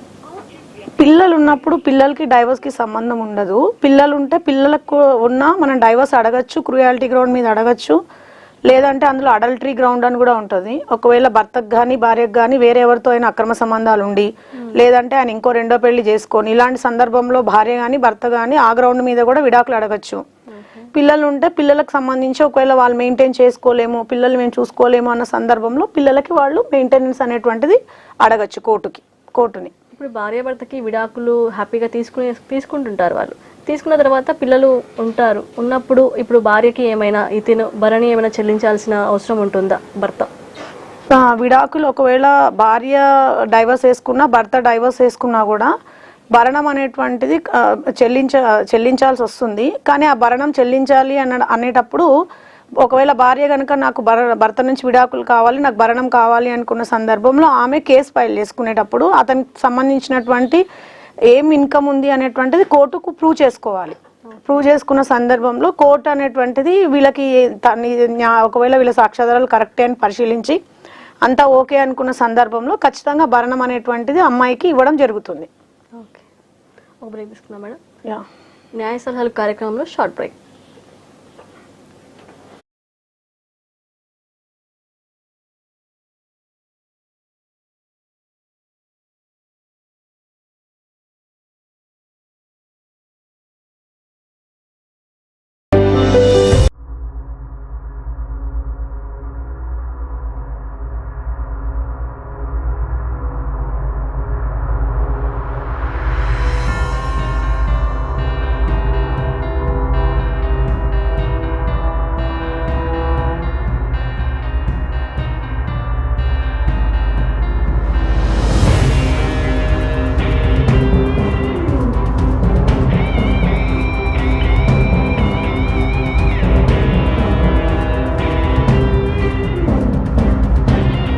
Charan, Krishna Manjusha, Aishwarya Ullingala, Challuri Krishna lead roles play చేస్తూ అవినాష్ కుమార్ దర్శకత్వంలో వచ్చిన మూవీ కొంచెం హట్కే. ఈ మూవీ April 26న రిలీజ్ అయి థియేటర్స్ లో సందడి చేస్తుంది. మరి ఈ మూవీ టీం ఈ రోజు సాయంత్రం మన సిటీ విజన్ లో టెలికాస్ట్ కాబోతున్న సత్యనతో తుంటర్వ్యూలో మీతో కూడా ముచ్చటించడానికి రాబోతున్నారు. ఈ రోజు సాయంత్రం 5:45 నుంచి 6:30 వరకు మీ సిటీ విజన్ లైవ్ ఛానల్లో. Don't miss it. City vision singing star. నేను సింగర్ రవికుమార్ని. 28వ తారీఖు ఆదివారం city vision singing stars live ప్రోగ్రాంలో మీ ముందుకి మంచి మంచి పాటలు పాడడానికి నా శ్రీమతి సవితశ్రీతో కలిసి వస్తున్నాం. సో మీరు కూడా మంచి మంచి పాటలతో రెడీగా ఉండండి. Stay tune. హాయ్ అండి, నేను సవితశ్రీ. రేపు ఆదివారం అంటే 28వ తారీఖు ఉదయం 10:30 నుంచి 12 గంటల వరకు సిటీ విజన్ ఛానల్ వారు ప్రసారం చేసే సింగింగ్ స్టార్స్ ప్రోగ్రామ్ లో పాల్గొనడానికి మా వారు రవికుమార్ గారితో కలిసి వస్తున్నాను. మీరు కూడా మంచి మంచి పాటలతో సిద్ధంగా ఉంటారు కదా. So don't miss and stay tune to city vision singing stars.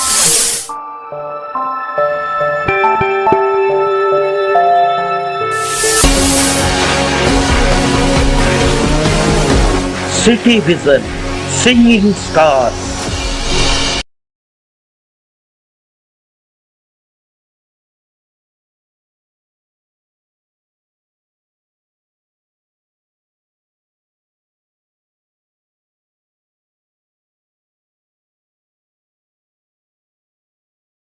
Welcome back to న్యాయ సలహాలు టు బి కంటిన్యూస్.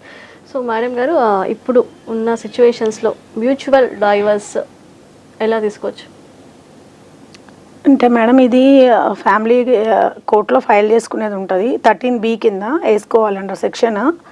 దీనికి ఇంతకుముందు ఏంటంటే భార్యాభర్తలు ఇద్దరు కలిసి పరస్పర అంగీకారంతో, అంటే ఇంకా మాకు గొడవలు వద్దు, ఇష్టం లేదు, దీని గురించి ఇంకా మేము కోర్టు చుట్టూ తిరగలేము అన్న సందర్భంలో వాళ్ళ యొక్క కుటుంబ సభ్యుల మధ్యలో కానీ, లేదంటే వాళ్ళ ఊరి పెద్ద మనుషుల మధ్యలో కానీ, లేదంటే 10 మంది పెద్ద మనుషుల్లో కానీ ఆ సమస్యను అనేటువంటిది అమికబుల్గా సెటిల్ చేసుకొని వాళ్ళకి మధ్యలో ఉండేటువంటి ఇచ్చిపుచ్చుకునేవి ఏమైనా ఉన్నా, ఆస్తిపాస్తులు ఏమైనా ఉన్నా, పిల్లల విషయంలో ఏం డెసిషన్ తీసుకోవాలన్నది దాని గురించి మొత్తం వాళ్ళొక డెసిషన్కి వచ్చి ఒక MOU ద్వారా అవన్నీ టర్మ్స్ ఆఫ్ కండిషన్స్ అనేది రాసుకొని సేమ్ అవే కండిషన్స్ని మనం కోర్టుకి చెప్పుకుంటూ మ్యూచువల్ కన్సెంట్ పిటిషన్ వేసుకోవచ్చు. దీనికి ఇంతకుముందు 6 నెలలు టైం ఉండేది. కాకపోతే సుప్రీంకోర్టుకి ఈ ఇష్యూ మీద చాలా పరిశోధనలు అయి చాలా మంది దీని మీద అబ్జెక్షన్ చేసినందుకు సుప్రీంకోర్టు గైడ్ లైన్స్ ఇష్యూ చేసింది. ఏమనంటే, అంటే ఇద్దరు కలిసి ఇష్టం లేదు అని ఒప్పుకునే సందర్భంలో ఎందుకు 6 నెలలు టైం అనేటువంటిది ఇవ్వడము. యాక్చువల్గా 6 months పీరియడ్ అనేది పెట్టడానికి రీజన్ ఏంటంటే, కొన్ని సందర్భాల్లో ఇష్టపూర్వకంగా మనం విడిపోవాలనుకున్న ఆవేశపూరితంగా కొన్ని నిర్ణయాలు తీసుకుంటాము. తర్వాత రేపు మనం విడిపోయిన తర్వాత మళ్ళీ ఎందుకు ఇలా మన లైఫ్ పాడైపోయింది అని మనం ఫీల్ అయ్యే అవకాశం ఉంటుంది. కాబట్టి 6 నెలలు ఆ గ్యాప్ లో ఒకళ్ళ గురించి ఒకళ్ళు వాళ్ళు గడిపిన మంచి విషయాలే కానీ ఏదైనా గుర్తు చేసుకొని తిరిగి వాళ్ళు మళ్ళీ కలిసి ఉండే ఒక అవకాశం ఉంటుంది. ఎప్పుడైనా సరే కూడా మన హిందూ మ్యారేజ్ మన హిందూ సాంప్రదాయ ప్రకారము ఇంతకుముందు ఎవరు కూడా ఎక్కువ విడాకులు తీసుకోవడం, విడిపోవడం ఇవి జరిగేవి కాదు. చాలా మటుకి పెద్ద మనుషుల మధ్యలోనే విషయాలు జరిగేవి. ఈ మధ్య ఇష్యూస్ ఎక్కువ అయిపోతున్నాయి కాబట్టి, అవగాహన లోపం అనేది అయిపోతుంది కాబట్టి ఫ్యామిలీని ప్రొటెక్ట్ చేయాలనే ఉద్దేశంతో 6 నెలలు అనేది పెట్టడం జరిగింది. కానీ దానివల్ల కూడా చాలా మంది 6 నెలల తర్వాత కూడా ఒక 1% జనాలు కూడా కలిసి ఉండడానికి ఏకీభవించని సందర్భాలు ఉండడం వల్ల అది వాళ్ళు కూడా తొందరగా అయిపోతే ఎవరి లైఫ్ వాళ్ళు ఉంటారన్న ఉద్దేశంతో ఆ 6 months పీరియడ్ కూడా అవసరం లేదు అనే ఒక దానికోసం అని చెప్పి సుప్రీంకోర్టు ఒక జడ్జిమెంట్లో కొన్ని గైడ్ లైన్స్ ఇష్యూ చేశారనమాట. అంటే వాళ్ళు దాదాపు ఒక 5-6 సంవత్సరాల నుంచి దూరం ఉన్నారు, లేదంటే కేసెస్ నుంచి 5-6 సంవత్సరాలు ఫైట్ చేస్తున్నారు అన్నప్పుడు అది ఇన్హెరెంట్ పవర్ అనేటువంటిది కోర్టుకి ఇవ్వడం జరిగింది. అది 6 నెలలు అవసరమా అవసరం లేదా అన్నది కోర్టు డిసైడ్ చేసి దాన్ని బట్టి వాళ్ళకి ఎంత తొందరగా వీలైతే అంత తొందరగా డైవర్స్ అనేటువంటిది గ్రాంట్ అయిపోతుంది అనమాట. భార్య లేదా భర్త అక్రమ సంబంధం పెట్టుకున్నప్పుడు వారిపైన కేసు వేయవచ్చా? ఈ భార్యాభర్తలు అక్రమ సంబంధం పెట్టుకుంటే అది ఇంతకు ముందు అడల్టరీ కేసు ఒకటి ఉండేది. దాంట్లో ఏమైపోయిందంటే ఈ సుప్రీంకోర్టు జడ్జిమెంట్ ఇవ్వడం జరిగింది. 497 అనేటువంటిది అది మెయింటైనబిలిటీ కాదు, అది చట్ట ప్రకారం తప్పు కాదు అని ఆ సెక్షన్ IPC ప్రొవిజన్లో తీసేయడం జరిగింది. జరిగిన తర్వాత నుంచి ఇంకా అంటే ఇట్స్ ఎ మోరల్ మిస్టేక్, ఆ గ్రౌండ్ మీద మీరు విడాకులు తీసుకోవచ్చు అనేటువంటిది సుప్రీంకోర్టు చెప్పడం జరిగింది అనమాట. అంటే దాన్ని అడల్టరీ గ్రౌండ్ కింద డైవర్స్ అడగచ్చు భర్త కానీ భార్య కానీ. కానీ దాని మీద కేసు అనేటువంటిది ఇంతకుముందు ఉండింది, అది వేసుకునే ప్రొవిజన్ అనేటువంటిది. కానీ ఇప్పుడు అది తీసేయడం జరిగింది. అది తీసేయడం వల్ల కూడా చాలా మందికి చాలా కాన్సిక్వెన్సెస్ అనేటువంటివి ఇప్పుడు ఫేస్ చేయాల్సి వస్తుంది సొసైటీలో. ఓకే మేడం, ఇప్పుడు 498 కేసులో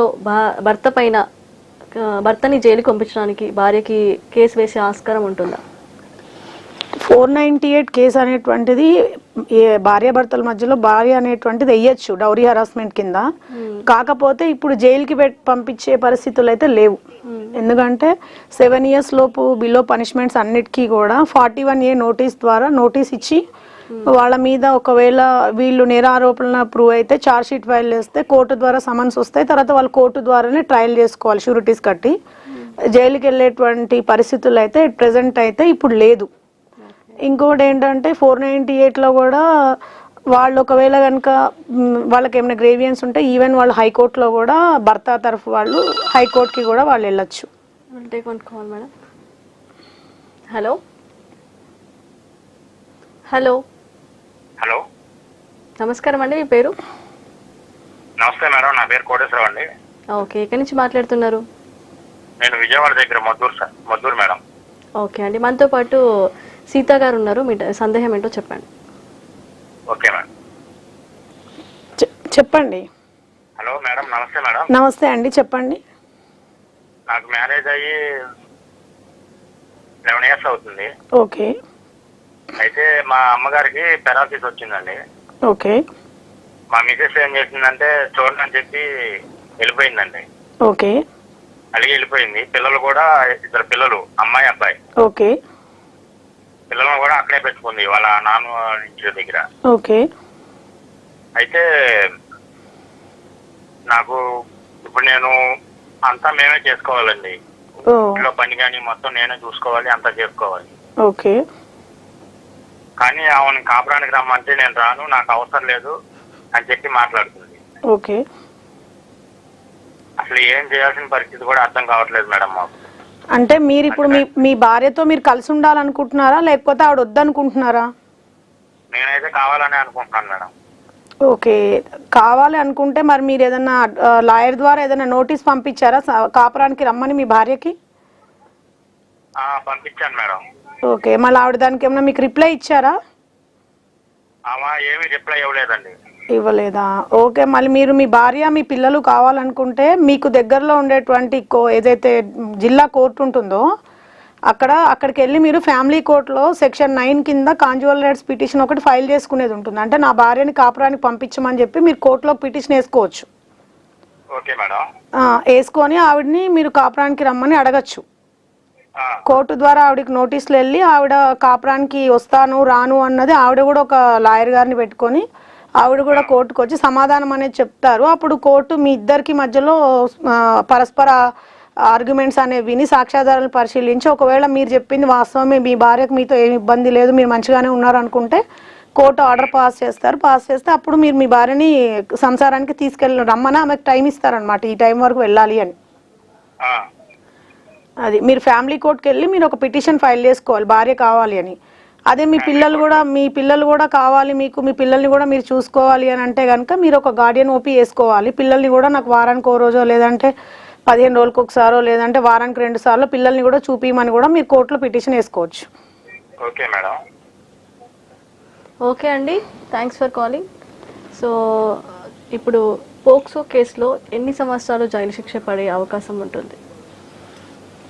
పోక్సో కేసెస్లో అంటే మేడం దాంట్లో యాక్చువల్గా ఏంటి అంటే మినిమం పనిష్మెంట్ అనేటువంటిది కోర్ట్ అనేటువంటిది డిసైడ్ చేస్తుంది. అంటే దాంట్లో ఒకవేళ దాని ప్రకారం కనుక ఒకవేళ చనిపోతే డెత్ అవుతాయి వాళ్ళకి లైఫ్ ఇంప్రూవ్మెంట్ ఉంటుంది, 25 years పైన పనిష్మెంట్స్ ఉంటాయి. మ్యాక్సిమం లైఫ్ ఇంప్రూవ్మెంట్కే ఉంటుంది చనిపోతే. లేదు వాళ్ళకి చాలా గ్రేవియన్స్గా వాళ్ళకి ఇంజురీ అయింది పిల్లలకి, పోక్సో అంటే అది చిన్న పిల్లలకి సంబంధించినది, ఇది ఈ రేప్ సంబంధించింది. దాంట్లో అది డిపెండ్ అపాన్ అది సర్కమ్స్టాన్సెస్ బట్టి దాన్ని బట్టి అబౌట్ 20 years పైన దానికి పనిష్మెంట్ అనేటువంటిది ఉంటుంది. దానికి కూడా మొత్తం అంతా చాలా అంటే చాలా చిన్న పిల్లలకి 1 year 6 months 7 months పిల్లల మీద కూడా చాలా భయంకరమైన అఘాయిత్యాలు జరుగుతున్న ఇదిలో ఈ మన గవర్నమెంట్ అనేటువంటి దాన్ని మొత్తం అమెండ్మెంట్ చేయడం జరిగింది. దానికి వాళ్ళకి మరణశిక్ష కొన్ని సందర్భాల్లో వాళ్ళకి లైఫ్ ఇంప్రూవ్మెంట్ ఇచ్చింది, మరణశిక్ష ఇచ్చే వాళ్ళకి కూడా దాన్ని బట్టి కూడా ఇవ్వడం అనేది జరుగుతుంది కోర్టు. ఓకే, ఇప్పుడు మ్యూచువల్ డైవర్స్లో ఎన్ని టైప్స్ ఉంటాయి మేడం? మ్యూచువల్ డైవర్స్ అనేది ఒకటే ఉంటుంది మేడం 13B కింద.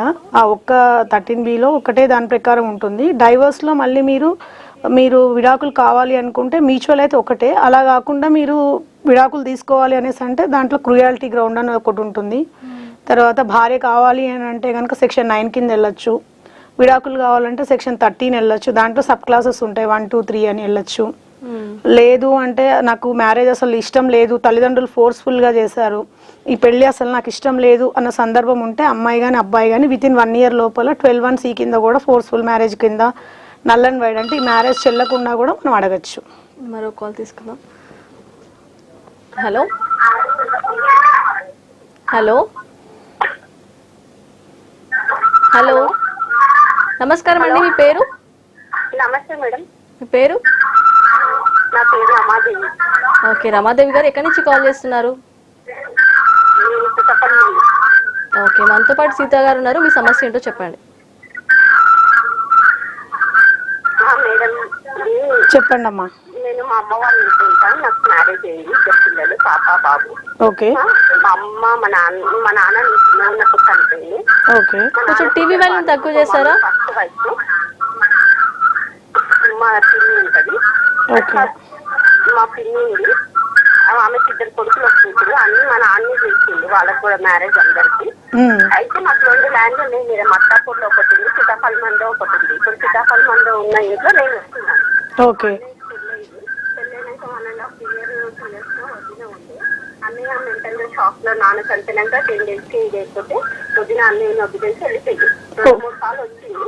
ఓకే. చెప్పింది ఉండమని చెప్పిన కానీ ఆ ముందరు నేను వెళ్ళిపోతాను పిల్లల్ని తీసుకుని వెళ్ళిపోయాను. ఇప్పుడు నేను ఉన్న ఇల్లు మా అమ్మ నాకు చనిపోయే ముందు రాసి ఓకే. నేను రిజిస్ట్రేషన్ చేయించుకున్నా. చెల్లె మ్యారేజ్ నేను చేస్తా. చెల్లెకి నేను ఇద్దరం మీరే 35 గజాలు 35 గజాలు ఇద్దరం తీసుకుంటున్నాను. ఇందులోని అత్తాపూర్ ల్యాండ్ పెద్ద ఉంది. అదేమో వదిలికి అన్న పిల్లలు 2 ఆడపిల్లలు ఉన్నారు. వాళ్ళకి ఇస్తాను. పెద్ద పాప నేనే చదివిస్తాను 10th వరకు. ఇప్పుడు ఆమె అంటుంది పెద్ద నుంచి సంవత్సరం అందరు మాట్లాడినాక ఏమంటుందంటే నాకు ఊళ్ళో ఇల్లే కావాలి అత్తప్పుడు ల్యాండ్ వద్దు అంటుంది. ఓకే. వస్తుంది ఇప్పుడేమో కాదు మళ్ళీ నాకు ఇదే కావాలని మళ్ళీ నేను అన్ని చేయించుకున్నాను నా పేరు మీద. ఇప్పుడు నాకు ఇది చాలా ప్రాబ్లం లేదు. బాగా అసలు ఒక మంచి పడుకున్నంత స్థలం ఉండదు. కానీ పిల్లవాళ్ళు వేసుకొని పడుకోవాల్సి వస్తుంది పిల్లలు మర్చిపోయి. నేను ఇల్లేదన్నా విస్తరించి చేయించుకుందామంటే కూడా ఆమె ఆపుతుంది చేయలేదు. ఓకే. నేను ఇల్లు మనకి కట్టుకోవాలనుకున్నా కూడా నాకు షాప్.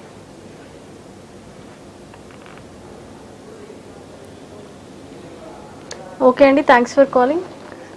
సో తను ఏమడుగుతున్నారంటే ఈ ల్యాండ్ ఇష్యూ గురించి తనకి చాలా ఇబ్బంది అవుతుంది. వాళ్ళ సిస్టర్ వాళ్ళ ఇంటికి వెళ్ళి పడుకుంటున్నారు. అవును. సో అని దాని గురించి ఏంటి అని అడుగుతున్నారు. అదే అంటే యాక్చువల్గా తను వాళ్ళ మదర్ తన గిఫ్ట్ చేశారని చెప్పారు. అది కాల్ మధ్యలోనే మనకు కట్ అయిపోయింది. ఒకవేళ వాళ్ళ మదర్కి ఆ ప్రాపర్టీ వాళ్ళ తల్లిదండ్రులు ఇచ్చిందో లేదా వాళ్ళ భర్త ఆమె పేరు మీద ఆయన సంపాదించిన ఆస్తి ఇస్తే కనుక ఆమె రాసినటువంటి గిఫ్ట్ డీడ్ వీళ్ళకి ఏదైతే ఉంటుందో అది చెల్లుతుంది. దాంట్లో చనిపోయిన వాళ్ళ అన్నకి హక్కు అనేది ఉండదు. ఒకవేళ కనుక ఆ ప్రాపర్టీ వాళ్ళ ఫాదర్ది, వాళ్ళ ఫాదర్ నుంచి వాళ్ళ మదర్కి వచ్చి డైరెక్ట్గా ఈమెకి ఇచ్చారు అని అంటే అది ఎలాంటి కండిషన్ అనేది మనకి క్లారిటీ లేదు. రెండోది అత్తాపూర్ ల్యాండ్ ఏదైతే అని ఉందని ఆవిడ చెప్పారో ఆ ల్యాండ్ కూడా టోటల్గా దాన్ని కూడా డివైడ్ చేస్తారనమాట. వాళ్ళ సిస్టర్స్ బ్రదర్స్ ఎంతమంది ఉంటే ఈవిడ కానీ ఆమె కానీ పార్టీషన్ వేసుకుంటే అందరికీ ఈక్వల్ షేర్ అనేది వెళ్తుంది అనమాట. వాళ్ళ బ్రదర్ షేర్ వాళ్ళ వదినకి వెళ్తుంది ఒక షేర్, తన షేర్ తనకి, వాళ్ళ చెల్లి షేర్ వాళ్ళ చెల్లికి వెళ్తుంది. ఓకే అండి, మరో కాల్.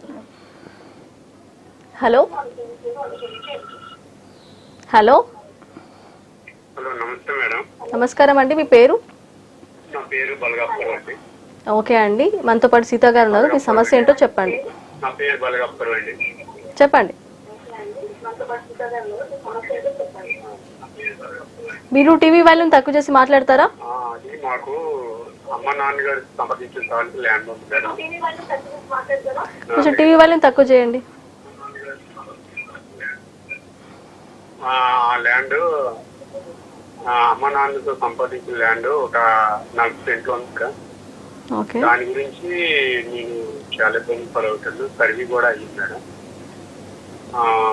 సర్వే అయినప్పుడు కూడా ఎంఆర్ఓ ఆఫీస్కి వెళ్ళి అడిగితే ఇప్పుడు జగన్ వచ్చిన తర్వాత ఎవరి వాళ్ళకి ఆన్సర్ చేయండి అని చెప్పారు మేడం.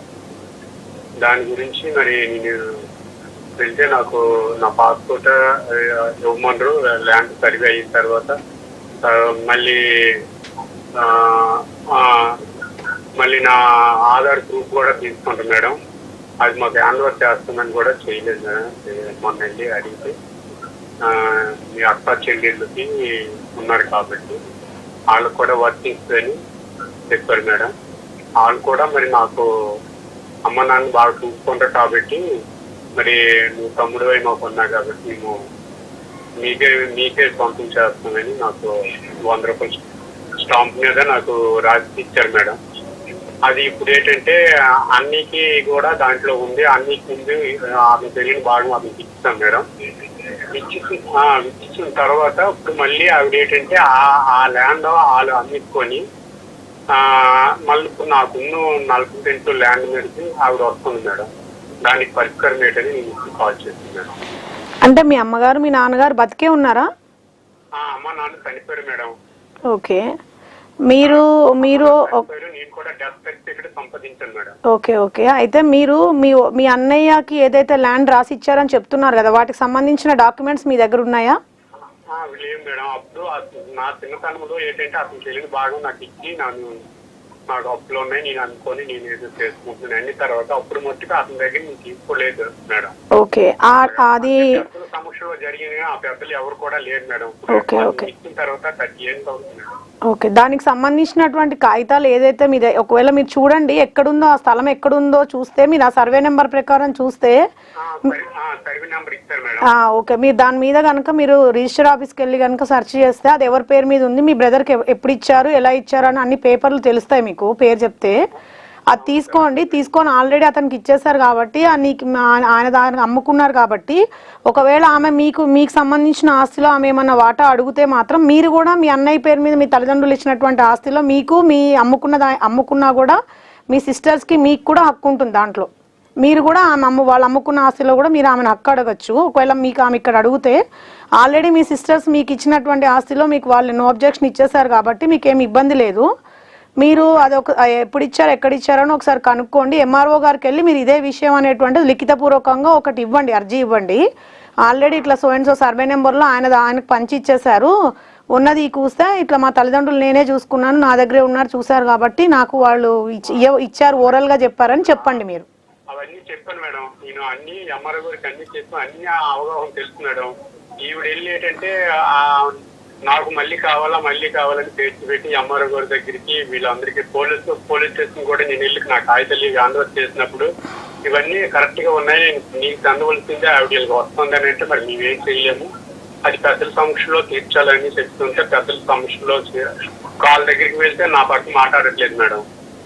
మీరు ఏం లేదు, అలాంటప్పుడు మీరు సివిల్ కోర్ట్కి ఒకటి వేసుకోండి, పార్టీషన్ సూట్ ఒకటి వేసుకొని ఆల్రెడీ మీ బ్రదర్కి ఆ ల్యాండ్ ఏదైతే ఇచ్చారో ఆ ల్యాండ్ కూడా పెట్టి అది ఆయన అమ్మేసుకున్నాడు, ఆయన వాటాకు ఆయనకు వచ్చింది కాబట్టి ఇది ఏదైతే ఉందో మిగతా మీ సిస్టర్లు అందరూ ఎన్ఓసి ఇచ్చారు కాబట్టి మీరు దాని మీద ఒకటి పిటిషన్ ఫైల్ చేసుకొని ఇంకా ఆమె ఆ ల్యాండ్కి రాకుండా మీరు కోర్టు ద్వారానే మీకు పాస్బుక్స్ ఇష్యూ చేయమని చెప్పేసి మీరు ఒక పిటిషన్ ఫైల్ చేసుకోండి. ఇప్పుడు సర్వీ అతను కూడా వచ్చారు మేడం, వచ్చి కూడా వాళ్ళు కూడా కూర్చు కూడా సరే నా పట్ల మాట్లాడలేదు, మరి ఆవిడ వస్తుంది అని అలాగా చెప్పేస్తున్నారు మేడం. అంటే మీరు ఇది సివిల్ డిస్ప్యూట్ కాబట్టి పోలీస్ వాళ్ళు ఇంటర్ఫీర్ అవ్వరు. మీరు సిటీ సివిల్ కోర్ట్ని అప్రోచ్ అయ్యి అక్కడ ఒకటి మీరు పిటిషన్ పెట్టుకుంటే మీరు లాయర్ దగ్గరికి వెళ్తే ఏం చేయాలి ఏంటి అని అన్ని వాళ్ళు చెప్తారు. దాని ప్రకారం మీరు ఒక సూట్ ఫైల్ చేసుకోండి కోర్టులో. ఓకే అండి, థ్యాంక్స్ ఫర్ కాలింగ్. ఇప్పుడున్న సిచ్యువేషన్లో ఇప్పుడు క్రిమినల్ కేసెస్ వాళ్ళ పైన ఉంటే వాళ్ళకి ఫర్దర్గా గవర్నమెంట్ జాబ్ అలాంటివి వస్తుంటాయా? క్రిమినల్ కేసెస్ అంటే మేడం దాంట్లో ఈ 498 కానీ ఏదన్నా అంటే జాబ్కి బిఫోర్ మీకు ఏమైనా కేసెస్ పెండింగ్ ఉంటే మాత్రం దాని మీద కొద్దిగా ఆబ్జెక్షన్ అనేది ఉంటుంది. ఎందుకంటే ఆల్రెడీ వీళ్ళు ఇష్యూస్లో ఇన్వాల్వ్ అయి ఉన్నారని. అలా కాకుండా వాళ్ళ మీద ఇంకా పెద్ద సెక్షన్లో పెద్ద ఇదిగా ఉంటే మాత్రం అది కొద్దిగా వాళ్ళకి అది కేసు అనేటువంటి డిస్పోజ్ అయిపోయే వరకు కొద్దిగా వాళ్ళకి అది ఇబ్బందికరమైన విషయమే. ఎందుకంటే ఆన్లైన్లో ఈ రోజుల్లో ఏం కొట్టినా మన డేటా మొత్తం వచ్చేస్తుంది కాబట్టి క్రిమినల్ రికార్డ్స్ ఏమైనా ఉంటే కూడా అదంతా కూడా వాళ్ళు జాబ్ వాళ్ళు అనేటువంటిది పరిగణలోకి తీసుకోవడం జరుగుతుంది, ఎస్పెషల్లీ గవర్నమెంట్ జాబ్స్లో. ఓకే, ఇప్పుడు అత్త మామలు అక్క చెల్లెలు తమ్ముళ్ళు కేసులు పెడితే అప్పుడు ఏం చేయాలి? 498 కేసు పెడితే 498 కేసులు అత్తమామలు అందరి మీద కేసు పెడితే కనుక సపోజ్ ఒకవేళ ఇప్పుడు భార్యాభర్తలు ఇద్దరు కలిసి ఇక్కడ ఉంటారు హైదరాబాద్లో, అత్తగారు మామగారు ఆడపడుచులు అందరూ వాళ్ళే వైజాగో విజయవాడో లేకపోతే సూర్యాపేట దూరంలో ఉంటారు, వీళ్ళకి సంబంధ బాంధవ్యాలు అనేవి ఉండవు. అలాంటి సందర్భంలో కూడా ఆడపిల్లలు వెళ్ళి ఇలా కంప్లైంట్ ఇచ్చి ఇలా బాధ పెడితే ఫస్ట్ ఎఫ్ఐఆర్ స్టేజ్లో అనేటువంటిది పోలీస్ డిపార్ట్మెంట్ వాళ్ళు కేసు ఫైల్ చేస్తారు, అందరి మీద నోటీస్ ఇస్తారు, 41A నోటీస్, ఇలా ఇట్లా మీ మీద ఇలా నేరారోపణ మోపడం జరిగింది, ఇలా మేము కేసు వేసాము కాబట్టి మీరు దీనికి ఏం ఎక్స్ప్లెనేషన్ ఇస్తారు, మీ లాయర్ ద్వారా అయినా లేదా మీరైనా ఇవ్వమని ఇస్తారు. దాని ప్రకారం మనం ఏమంటారు దానికి ఎక్స్ప్లెనేషన్ ఇవ్వచ్చు. ఛార్జ్ షీట్ వేసేటప్పుడు దాన్ని వాళ్ళు మళ్ళీ పరిగణలోకి తీసుకొని తీసేయచ్చు. ఓకే, లేదంటే మనం హైకోర్టులో క్వాష్ పిటిషన్ ఒకటి ఫైల్ చేసుకోవచ్చు. ఓకే అండి, మరో కాల్ తీసుకుందాం. హలో హలో హలో, నమస్కారం అండి, మీ పేరు? నమస్కారం మేడం, మాది మల్లికార్జున్ మా పేరు. ఓకే, ఎక్కడి నుంచి మాట్లాడుతున్నారు? అన్నమయ్య జిల్లా విలేజ్ మేడం. ఓకే అండి, మనతో పాటు సీత అడ్వకేట్ గారు ఉన్నారు, మాట్లాడండి, మీ సమస్య ఏంటో చెప్పండి. నమస్కారం మేడం. నమస్తే అండి మేడం, మా బామ్మకి పెళ్లి చేశాము. ఓకే, ఆ అమ్మాయి వచ్చిందో 1 వీక్ ఉండగానే వెళ్ళిపోయింది మేడం, వేరే అబ్బాయిని ప్రేమించానని. ఓకే, ఆ తర్వాత మేము పెద్ద మనుషుల ద్వారా మాట్లాడుకున్నాము, కానీ వాళ్ళు రెస్పాన్స్ ఏమి ఇవ్వలేదు మేడం. ఓకే. కానీ మేము కోర్టుకి వెళ్ళాం కానీ వాళ్ళు వాయిదాలు రావట్లేదు మేడం. మేమేం చేయాలి మేడం? అంటే మీరు కోర్టుకి ఏమని వేశారు? అమ్మాయి కావాలని వేసాం మేడం. అమ్మాయి కావాలని వేసారా? మీరు ఫాదర్ మదర్గా మీరు వేసారా? అవునవును మేడం. అంటే మీ అమ్మాయి మేజరా మైనరా? మేజరే మేడం. ఓకే. అంటే మీరు ఇప్పుడు ఎవరు వేసారు? మ్యారేజ్ అయిపోయిన తర్వాత ఎవరితో అయితే మీ అమ్మాయి వెళ్ళిపోయింది వాళ్ళ మీద వేసారా? మా బామర్దే మేడం. మేము వేసాము. అమ్మాయి వేరే అబ్బాయిని ప్రేమించాలని వెళ్ళిపోయింది. ఓకే. కానీ వాళ్ళు కూడా కోర్టుకు వచ్చారు, లాయర్ పెట్టుకున్నారు. ఆ తర్వాత వాళ్ళు మళ్ళీ కోర్టుకి రాలేదు. ఓహో. అంటే మీ అమ్మాయికి మీరు ఏదైతే పెళ్లి చేశారో ఆ పెళ్లి విడాకులు అయిందా? లేదు మేడం, ఇంకా లేదు. అవ్వలేదు. అవ్వకుండానే మీ అమ్మాయి అతనితో వెళ్ళిపోయిందా? అతనితో వెళ్ళిపోయింది, కానీ ప్రస్తుతానికి అమ్మాయి పుట్టింట్లోనే ఉండదు మేడం. మీ దగ్గరే ఉంటుందా? లేదు మేడం, అమ్మాయి పుట్టింటూ అంటే మా బామర్దికి చేసాం మేము పెళ్లి. అమ్మాయి వాళ్ళ అమ్మగారింటికానే ఉండిపోయింది. ఓకే. అంటే ఇప్పుడు అమ్మాయి మీ కోడలా? కాదు మేడం, అంటే బంధువుల అమ్మాయి మేడం. అబ్బాయి వచ్చిందను మా మిస్సెస్ తమ్ముడే. అంటే ఆ అమ్మాయి అలా వెళ్ళిపోవడం అనేది ఫస్ట్ తప్పు. తప్పు. కాబట్టి మీరు అమ్మాయి కావాలని, అమ్మాయి మైనర్ అయితే కనుక అమ్మాయి అట్లా వెళ్ళిపోతే కనుక పేరెంట్స్ గానో దేనిగానో మీరు పాప కావాలి అని చెప్పేసి మీరు పోలీస్ స్టేషన్లో కంప్లైంట్ చేసుకోవచ్చు. అమ్మాయి మేజర్ కాబట్టి మ్యారేజ్ అవ్వకుండా తను వెళ్ళిపోతే దాని మీద అమ్మాయి కావాలనో అమ్మాయి రావాలనో వాళ్ళ భర్త వేసుకోవాలి. ఒకవేళ అమ్మాయి కోర్టుకి వస్తుంది, అమ్మాయి తరఫు బంధువులు మీరు వేస్తే వాళ్ళు రాకపోతే కనుక కోర్టు కనుక ఒకవేళ వాళ్ళు సమన్స్ తీసుకొని కోర్టుకు రాకపోతే ఎక్స్ పార్టీ అనేటువంటి చేయడం జరుగుతుంది. ఆ అమ్మాయి ఒకవేళ తను వచ్చి కోర్టుకు ఆల్రెడీ అటెండ్ అవుతుందని చెప్తున్నారు కాబట్టి ఆ అమ్మాయి యొక్క వర్షన్ ఏముందో కోర్టు వింటుంది, ఎందుకు ఏంటి పరిస్థితులు ఏంటి అన్నది ఉంటుంది. అంటే తనకి అదే ఒకసారి వచ్చి ఒకవేళ అమ్మాయి కోర్టుకి ఏమన్నా తను లిఖితపూర్వకంగా కౌంటర్లో ఏమి ఇచ్చారో చూడాలి. ఒకవేళ అమ్మాయి ఒకసారి కోర్టుకు వచ్చి ఇంకోసారి రాకపోతే కనుక కోర్టు వాళ్ళు ఎక్స్ పార్టీ ఆర్డర్ అనేటువంటిది కూడా పాస్ చేయడం జరుగుతుంది. ఎందుకంటే ఒకవేళ తనకి ఇష్టం లేకుండా బలవంతంగా పెళ్లి చేస్తే కూడా తను కోర్టులో అడగచ్చు అనమాట, నాకు ఈ పెళ్లి ఇష్టం లేదు, వీళ్ళు ఫోర్స్ఫుల్గా చేశారని కూడా ఫ్యామిలీ కోర్టులో అమ్మాయి కూడా విడాకులకు అడగచ్చు. అది. ఓకే అండి, థ్యాంక్స్ ఫర్ కాలింగ్.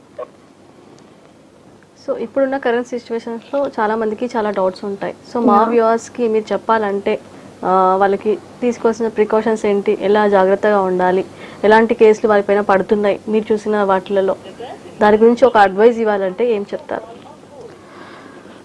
ముఖ్యంగా మేడం ఫస్ట్ ఇప్పుడు మనకి ఏదన్నా పక్క వాళ్ళ నుంచి ఇబ్బంది అవుతుంది అన్న సందర్భం ఉన్నప్పుడు మనం కొంచెం దాన్ని, ఇప్పుడు మనకి పక్కింటి వాళ్ళ నుంచి ఇబ్బంది ఉంది, ఆ సమస్య నుంచి మనం కొద్దిగా పరిష్కరించుకోవాలి అనుకుంటే మన ఇంటి ముందర ఒక సీసీ కెమెరా పెట్టడం, ఎక్కడ ఏం జరుగుతుంది అని చూడటం ఫస్ట్ థింగ్. సెకండ్ థింగ్ ఏంటి అంటే ఇష్యూస్లలో వెళ్ళే ముందు కొద్దిగా మనము దాని గురించి అసలు అది మనకు సంబంధించిందా కాదా అన్నది ఆలోచించుకోవడం. రెండోది భార్యాభర్తల ఇష్యూస్లో అయితే నేను మీకు ఇందాకే చెప్పాను అవగాహన లోపం అనేది. తర్వాత తల్లిదండ్రులు కూడా ఏంటంటే కొద్దిగా వాళ్ళకి ఏదైనా చిన్న ప్రాబ్లం వస్తే అమ్మాయి తరఫు బంధువులే కానీ అబ్బాయి తరఫు తల్లిదండ్రులే కానీ కూర్చోబెట్టి సరే ఇలా జరుగుతుంటుంది, జీవితం అంటే ఇలా ఉంటుంది, ఎన్నో ఉంటాయి, మీకు పిల్లలు ఉంటారు, వాళ్ళ కోసమన్నా మీరు ఒక క్షణం ఆలోచించండి. ఎందుకంటే చాలా మంది ఈగోస్తో భార్యాభర్తలు కోపతాపాలతో వాళ్ళు విడిపోవడానికి సిద్ధపడిపోతారు కానీ వాళ్ళ పిల్లల ఫ్యూచర్ గురించి కూడా కొన్ని సందర్భాల్లో వాళ్ళు ఆలోచించరు. ఒకవేళ భర్త ఆలోచించిన భార్య ఆలోచించే స్టేజ్లో ఉండదు, భార్య ఆలోచిస్తే భర్త ఆలోచించే స్టేజ్లో ఉండరు.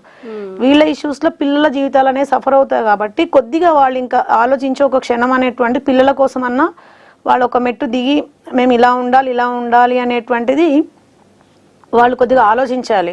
అలాంటి సందర్భంలో కౌన్సిలింగ్ అనేది మెయిన్ ఇంపార్టెంట్. ఇప్పుడు వాళ్ళు ఏదైనా ఇబ్బంది ఉంది అంటే ఒక అమ్మాయి వెళ్ళి సఖీ సెంటర్ అనేది ఉంటుంది, గవర్నమెంట్ వాళ్ళు ఇచ్చింది, అక్కడ వెళ్ళి కూడా ఈ ఉమెన్ అండ్ వెల్ఫేర్ దాంట్లో మాకు ఇలా ఇబ్బంది ఉంది, ఇట్లా భార్యాభర్తలకు ఇలా మాకు ఇబ్బందికరంగా ఉంది అంటే అక్కడ ఒక లెటర్ ఇస్తే వాళ్ళు కూడా పిలిచి వాళ్ళు కౌన్సిలింగ్ చేస్తారు. అక్కడ ఈవెన్ 498 కేసెస్లో కూడా ముందు పిలిచి కౌన్సిలింగ్ చేస్తారు. కౌన్సిలింగ్ తీసుకోవాలి. దానివల్ల కూడా సమస్య పరిష్కారం అవ్వట్లేదు, పెద్ద మనుషుల్లో మాట్లాడిన అవ్వట్లేదు అన్న సందర్భంలో థర్డ్ ఆప్షన్ కింద కోర్టుకి వెళ్ళాలి. ఇంకా అది ఇట్స్ ఏ లాస్ట్ ఆప్షన్.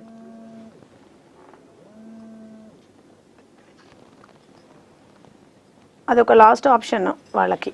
కోర్టుకు వెళ్ళడం అనేది. అల్టిమేట్గా ఇంకా కోర్టే డిసైడ్ చేస్తుంది అలాంటి సందర్భాల్లో మొండి సమస్యలకు పరిష్కారం చట్టం ద్వారానే పరిష్కారం అవుతాయి. ఓకే, ఇప్పుడు క్రిమినల్ కేసులు ఉన్న తర్వాత వాళ్ళకి అబ్రాడ్కి వెళ్ళాలనే ఉద్దేశాలు ఉంటే వెళ్ళొచ్చా? అబ్రాడ్కి వెళ్ళే క్రిమినల్ కేసెస్ ఉండి వాళ్ళు అబ్రాడ్కి వెళ్ళాలి అనే ఉద్దేశం వాళ్ళకు ఉన్నప్పుడు వాళ్ళు కోర్టు నుంచి పర్మిషన్ తీసుకోవచ్చు. ఒకవేళ వాళ్ళ మీద ఏం ఎల్ఓసీస్ కానీ ఏమైనా ఇష్యూ లేకపోతే వాళ్ళ పాస్పోర్ట్ సీజింగ్స్ అవన్నీ ఏం లేకపోతే దానికి వాళ్ళకి ఏం అబ్జెక్షన్ ఉండదు, వాళ్ళు వెళ్ళిపోవచ్చు. లేదు వాళ్ళకి ఎల్ఓసీ ఉంది, లేదంటే వాళ్ళకి ఏమంటారు పాస్పోర్ట్ సీజింగ్స్ ఉన్నాయి, ఇవన్నీ ఏమైనా ఉంటే కనుక వాళ్ళు కింది కోర్టులో పాస్పోర్ట్ని రిలీజ్ చేయమని కానీ ఎల్ఓసీ ఇష్యూ చేసి తీసేసుకోవాలంటే, లేదంటే పాస్పోర్ట్కి ఏమన్నా కింది కోర్టులో కానీ డిపార్ట్మెంట్ వాళ్ళు ఇబ్బంది పెడితే వాళ్ళు హైకోర్టు ద్వారా దానికి వాళ్ళు పరిష్కరించుకొని పర్మిషన్ తీసుకొని దానికి సంబంధించింది ఏమైనా వాళ్ళు ఒక టర్మ్స్ ఆఫ్ కండిషన్స్ని కానీ, లేదంటే ఈ పలానా టైంకి వెళ్ళి పలానా టైంకి వస్తామని కానీ వాళ్ళకున్న అర్జెన్సీని కోర్టుకి చెప్పుకొని కూడా వాళ్ళు పర్మిషన్ తీసుకొని కూడా వెళ్ళొచ్చు. ఓకే, చాలా మందికి ఒక ఐడియా అయితే ఉండదు అసలు వాట్ ఈజ్ బెయిల్, అసలు బెయిల్లో ఎన్ని టైప్స్ ఉంటాయి. సో ఇలాంటివి ఎలా తీసుకోవాలి, ఎలా యూజ్ చేయాలి ఒక అడ్వకేట్ని అని చెప్పేసి. సో ఏంటి బెయిల్ అంటే? బెయిల్ పిటిషన్ అంటే ఏదన్నా ఒక బిగ్ క్రైమ్లో వాళ్ళు ఉన్నప్పుడు వాళ్ళని తీసుకొని వాళ్ళకి ఇంప్రూవ్మెంట్ అనేటువంటిది అంటే జైలుకి పంపించడం జరుగుతుంది. ఆ సందర్భంలో వాళ్ళని బయటికి తీసుకురావాలంటే ఒక బెయిల్ ద్వారా ఒక పిటిషన్ వేసి వాళ్ళకి పక్కన వాళ్ళు ఎవరన్నా సెక్యూరిటీ డిపాజిట్ అనేటువంటిది కోర్టులో పే చేసి వాళ్ళు రాకపోతే మేము బాధ్యులు తీసుకుంటాము అని చెప్పేసి కోర్టు ద్వారా బెయిల్ పిటిషన్ వేసి వాళ్ళు తీసుకోవడం. దీంట్లో బెయిల్ ఏంటి అంటే ముందస్తు బెయిల్ కూడా ఉంటుంది, యాంటిసిపేటరీ బెయిల్ అంటారు దాన్ని. అంటే మా మీద ఇట్లా కేసు ఇట్లా రిజిస్టర్ అయ్యింది కానీ మేము ఇందులో మాకేం లేదు, కోర్టుకు మేము ఎప్పుడంటే అప్పుడు అటెండ్ అవుతాము, బెయిల్ అవసరం లేదు అన్న సందర్భంలో యాంటిసిపేటరీ బెయిల్ కూడా అప్లై చేసుకోవచ్చు. ఇంకోటి ఈ బెయిల్ అనేటువంటిది కూడా ఇప్పుడు ఇంతకుముందు చిన్న క్రైమ్కి కూడా బెయిల్ అనేటువంటిది జైలుకి పంపించేవాళ్ళు 7 years కానీ 1 year 6 months పనిష్మెంట్స్ కూడా. ఇప్పుడు 7 years బిలో పనిష్మెంట్స్ వేటికైనా 41 నోటీస్ ఇస్తారు కాబట్టి వాళ్ళు ఇమీడియట్గా వాళ్ళని జైలుకి పంపించారు, నోటీస్ ఇచ్చి నోటీస్కి రిప్లై ఇచ్చి తర్వాత వాళ్ళు కోర్టుకు వెళ్ళేది ఉంటుంది. 7 years పైన పనిష్మెంట్స్కి మాత్రమే బెయిల్ పిటిషన్ అనేది అప్లై చేసుకోవాల్సి ఉంటుంది. ఓకే, మా వ్యూవర్స్కి మంచి న్యాయ సలహాలు, చక్కటి విషయాలు మీ టైం స్పెండ్ చేసి చెప్పినందుకు చాలా థ్యాంక్స్ అండి. Thank you. సో చూసారు కదా వ్యూవర్స్, ఇది వాటిని మన ఎపిసోడ్. మరో ఎపిసోడ్తో మళ్ళీ కలుద్దాం. అంతవరకు సెలవు, నమస్తే.